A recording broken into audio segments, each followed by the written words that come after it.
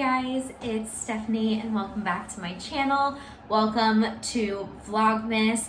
As you guys know, I work full-time as a registered nurse, so unfortunately I literally cannot vlog every single day, so I am gonna throw in some of these more like sit down, more staged videos for you guys throughout the month so I can still get 25 videos up. So today's video is going to be talking all about the makeup that I brought to Disney World with me. I love watching other people's videos, like what makeup I brought when I traveled, because I think it's really important to show what they really love, because if you can only bring so much makeup, what do you love that much that you bring it with you when you travel, right? So I want to go over everything that I brought with me to Disney World. It was pretty warm when we went. We went at the end of November, beginning of December, and it was like in the 70s.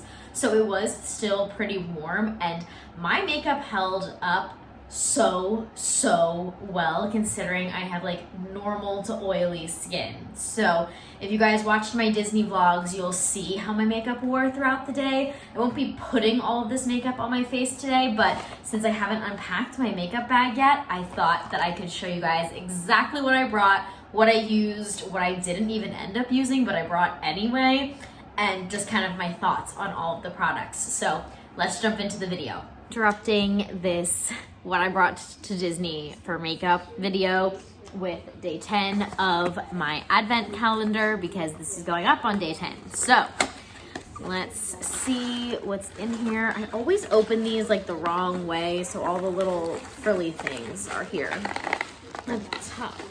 A little pink box. Oh, it's a mini Viktor and Rolf Flower Bomb.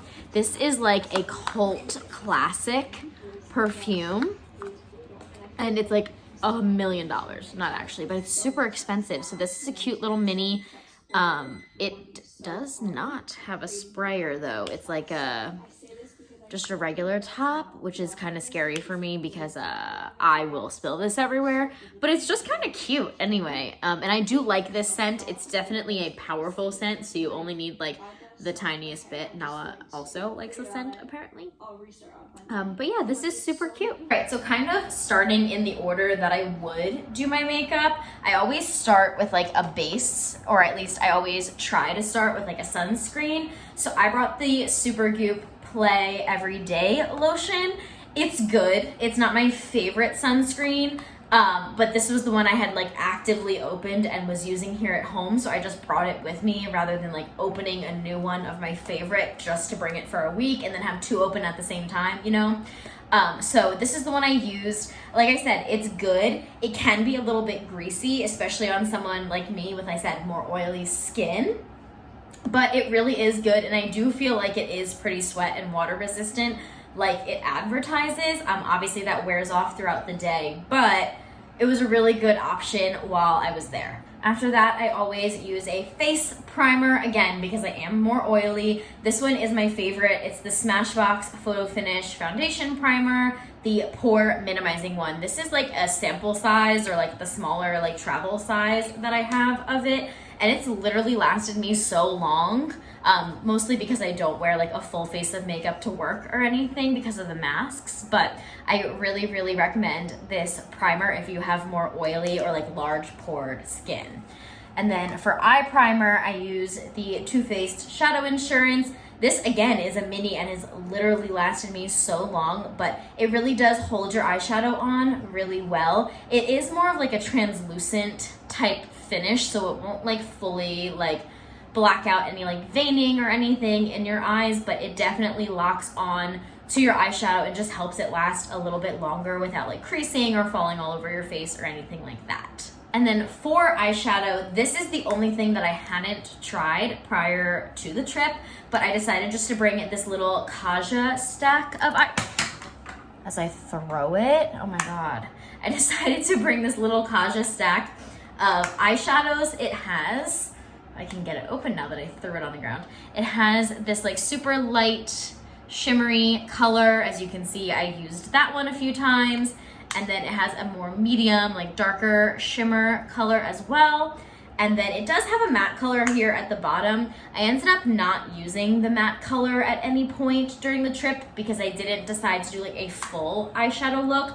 I mostly stuck to just doing the shimmery shadow all over my lid and then just calling it a day for eyeshadow. I did wear sunglasses a lot of the time too, so it didn't really make sense to do like a full eyeshadow look just to cover it up with sunglasses. Plus, like, that just wasted a lot of time in the morning when I was trying to be efficient and get out the door early to go to the parks. But I really, really, really liked these shimmer shadows. Like, definitely makes me want to look into their other like sets and colors because it's so compact and so easy to travel with. And I loved the shimmery colors all over my lid. It lasted really well. There was a good bit of fallout from them because of how like glittery and shimmery they are, but I feel like if you spray some like MAC Fix Plus onto your brush, that would really help with it. But I didn't bring any MAC Fix Plus with me, and the fallout was really easy just to like wipe away with a brush. It didn't like linger on the face too much, so it really didn't bother me. I kind of expect glittery shimmery shades to have a bit of fallout. I think that's normal. But yeah, I really, really, really liked this one. For liquid eyeliner, like my black liquid eyeliner, I brought my NYX Epic Ink Liner. I'll be honest, this is not my favorite eyeliner. It's got a brush tip here. It's just not my favorite. It is waterproof though, which is what I do like about it. But I think it is the tiniest bit runny when you apply it. Like, it like feathers a little bit when I apply it, and that kind of drives me nuts. And I just prefer other liquid liners. I prefer the Stila Stay All Day, I think is what it's called, and the Kat Von D Tattoo Liner. I just can't get away from that Kat Von D Tattoo Liner. I just love it so much, and I was trying to find a drugstore alternative to it because I wear liquid eyeliner so often, but this just isn't it. But it's not bad, I just like other ones better. But again, this is the one that I had open, so I didn't want to open a new one just to start drying a new one out just for a couple days at Disney when I've already been using this one. So I did bring this one, and again, it worked, but I don't know that I would recommend it unless you're specifically looking for a drugstore one, because this is one of the best drugstore ones I've ever tried. I also did bring a just a pencil eyeliner in case I wanted to do my tight line. I ended up not bothering with my tight line. Again, I was wearing sunglasses a lot of the time. It just didn't feel like it needed that extra step for my eye look, but this is my favorite pencil eyeliner, and it's just a mini. It's the Sephora Crayon Contour, or a Contour Eye Pencil 12-hour wear. This is waterproof. It will stay in your tight line. It won't run all over your face, so I do really highly recommend this. I just have the shade Black Lace, shade 1. It's matte black. It's super black. I really do like this. It wasn't something that I needed in Disney for the eye looks I was doing. For mascara, I brought the Ilia Limitless Lash Mascara. This is the current mascara I was using here at home. Again, didn't want to open a whole new one just to travel with it, but it's got one of these really nice rubber brushes that gets really good up in the eyelashes, gives you really good length and separation. Not a ton of volume, but it really does make your lashes look really good. It's one of those higher end mascaras that I really do like, although I don't know that, I think I got this in some sort of subscription box or some sort of sample thing, or maybe an influencer box or something. I honestly don't even remember, but I don't know that I would ever purchase a full size of a high end mascara. Just because of how expensive it is, and usually drugstore ones work just as good, but this is one of my favorite high-end mascaras and definitely prompted me to buy that set of minis that I got from the Sephora sale to try out their other mascara and some other products. So I do have a mini of this from that set that I can move on to next when this one dries out, but again, it lasts really well throughout the day. It didn't smear all over my face or anything like that.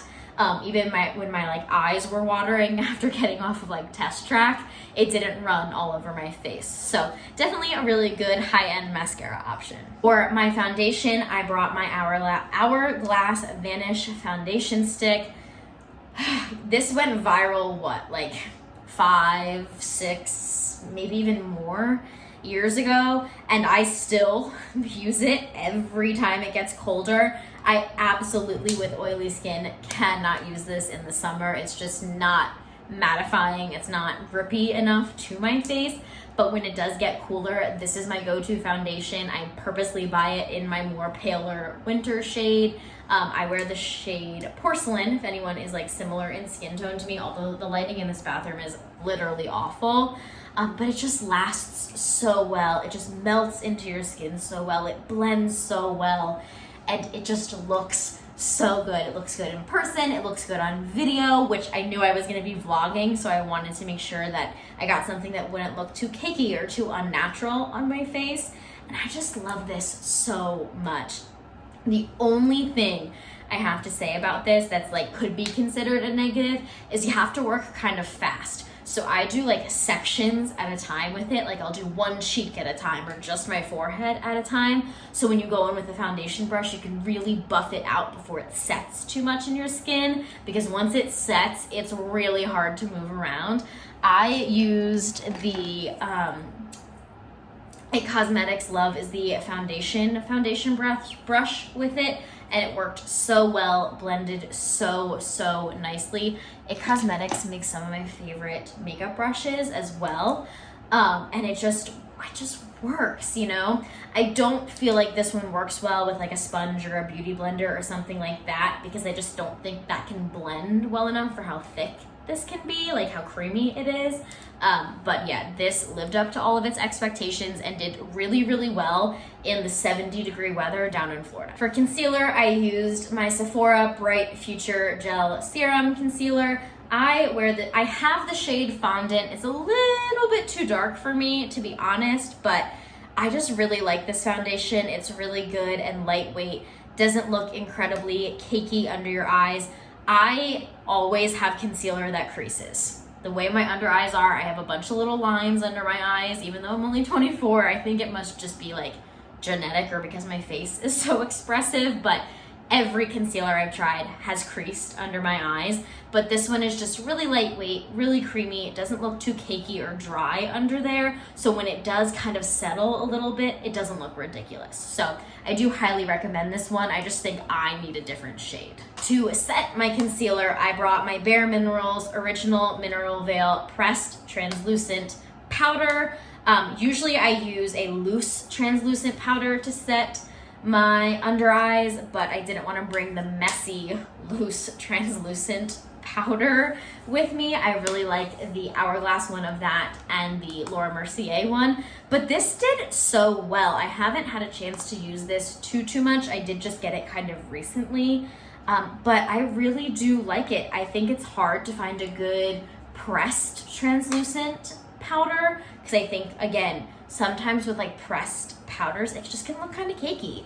But this held up really well. It held my concealer in place. It didn't promote extra creasing or anything like that. In fact, I didn't even notice too much creasing at all, like very minimal creasing, which is sometimes hard to do with my under eyes. So this definitely helped set it and kind of hold it in place for me all day. I did only use this under my eyes because I do prefer like a powder foundation to set my face, but I do highly recommend this if you're looking for a pressed translucent powder. And then the powder foundation I was talking about, this one is from Clinique.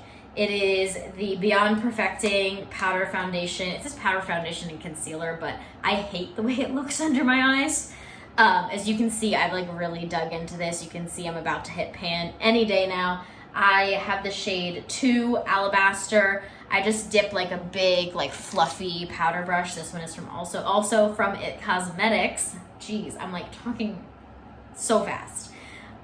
This one is also from It Cosmetics, and I just like swirl it around to just set my face with it. It adds a little bit of extra coverage if you need it, but you definitely don't need it with the Hourglass, but also just gives a really good set to my face and just blends really nicely and just sets really nicely. You can go overboard with this for sure. It definitely can look cakey if you use too dense of a brush, but between the foundation that I was using that was a little bit more dewy and the primer that I was using to help really stick everything down, and then the setting spray that I'm going to show in a second, I can make this not look cakey at all, which is great because I don't want to look cakey. I want to look like not greasy, which this helps with. It helps keep me matte, but I also don't want to look like I caked a bunch of powder on my face. So I like this one. I'm definitely interested to try some more powder foundations, especially since a lot more have come out over the years since when I started using this one. So definitely a really good option. For bronzer, blush, highlighter, I used my mini cheek leader palette from Benefit. I don't even know if you can get this anymore. You might just be able to get the big cheek leader palette, which is still worth it in my opinion. But this has Hoola bronzer, Gold Rush blush, and the Cookie highlighter. You can barely even tell that I've used the blush and the bronzer, honestly, but I love bringing this when I travel or go anywhere because it's got all three things in one. It's nice and sleek. It's got a mirror. It just works really, really well. Obviously, the Hoola bronzer is a cult classic for a reason. Same with all the Benefit products. Honestly, they just work really well, and I just really love this palette. If it still exists, I highly, highly recommend it. I did end up deciding to bring my Nude Sticks Nudies Matte All Over Face color in the shade Beach Babe, but I ended up deciding not to use it since it was pretty warm and I didn't want to risk using a cream blush on top of my already pretty creamy foundation and risk it just kind of slipping all over the place. This stick cream blush is one of the best I've ever used, and I've never had an issue with it slipping, but I just didn't want to risk adding extra cream products to my face when it was already going to be warm. I do tend to stick to this product in the cooler months as well anyway. It's not really something I reach for when it's warm, so I brought it just in case I wanted to use it, but I didn't end up touching it the whole trip. The setting spray that I was mentioning, the Urban Decay All Nighter setting spray, mine is actually almost, my little one is almost empty. I'll have to replace it, but this stuff, you could literally put it on your face and your foundation and everything would last through a hurricane. It works so well.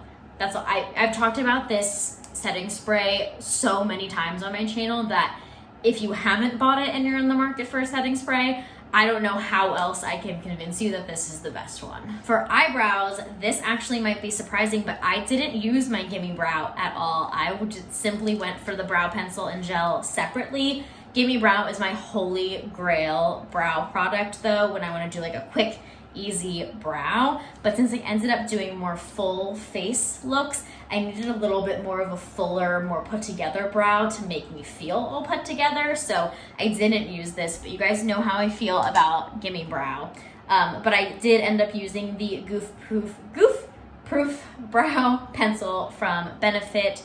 I use the shade 3.5. I don't know what the color is, but it's just this more like thick brow pencil. It's really quick. It works really efficiently. I do have like naturally pretty full eyebrows anyway, so there's not too much to fill in, but this just helps kind of even it out and fill in any sparse areas. And then I always set my brows, if I'm using a brow pencil, with the Anastasia Beverly Hills Clear Brow Gel. This is a mini one, I believe, that I got, I'm sure, in some sort of sample, but this is literally like hairspray for your brows. If you can easily go overboard with this and your brows will feel like crunchy to the touch, but if you just use a little swipe on each, it doesn't make them crunchy, it just makes them last really well without smudging. Like there was a point where I literally like rubbed my eyebrow, not even like thinking about the fact that I had makeup on, and it didn't even like touch it. So highly recommend this brow gel as well. If you watched my packing video, you'll know that I packed a bunch of lipsticks and lip glosses and kind of was like, I don't know if I'll wear any of this because we're gonna wear a mask the whole time. I didn't wear a single lip product other than chapstick, so I'll just quickly run through these and why I chose to pack them, but I didn't use a single one. I brought both of my Fenty glosses. They're some of the best glosses ever. Yeah, that's why I brought them. They're some of the best. This Lizzie McGuire ColourPop one is just really pretty, very, very sheer pink, basically clear with lots of glitter. Thought that this could be fun if I wanted lip gloss, but genuinely didn't wear it. This is like my current go-to for lip gloss though. I brought 2 lip liners just in case I decided to wear any lip products. It's one of them is the Kylie Coco K, and this other one is the Sephora Gel in Nothing But Nude. I really do like these Sephora Gel ones.